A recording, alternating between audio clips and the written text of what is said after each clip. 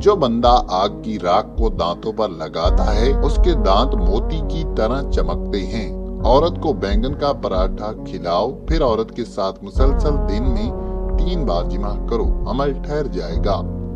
औरत को बूरी भैंस का कच्चा दूध पिलाओ और निहार मुंह साथ में बादाम का तेल पिलाओ, अमल ठहर जाएगा। जो औरत दूध ज्यादा पीती है वो सुस्त भी ज्यादा होती है। जो औरत परिंदों से लगाव रखती है वो सफाई के मामले में ज्यादा मोहतात होती है। औरत को जिमा के दौरान गन्ने के रस का बार बार घूंट पिलाते रहो, औरत हामला हो जाएगी। उस घर में दौलत कभी नहीं रुकती जिस घर में बिल्लियों को दूध पिलाया जाता है। उस घर में रिज्क बेतहाशा आता है जिस घर में अल्लाह के नाम की खैरात होती रहती है। जिस बंदे के हाथ काले हों तो समझ जाओ वो आदमी ज़हीन तरीन है और मेहनत कश बंदा है।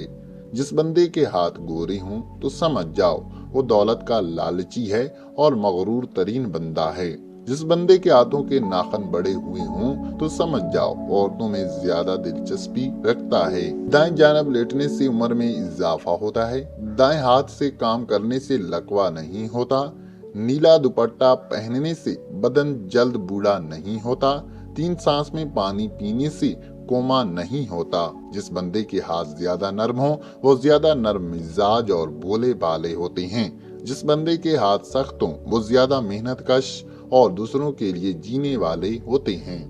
कच्चा दूध पीने से रंग कभी काला नहीं होता। दही ज्यादा खाने से झुर्रियां कम होती हैं। सर पर मालिश करने से बलगम खत्म हो जाता है।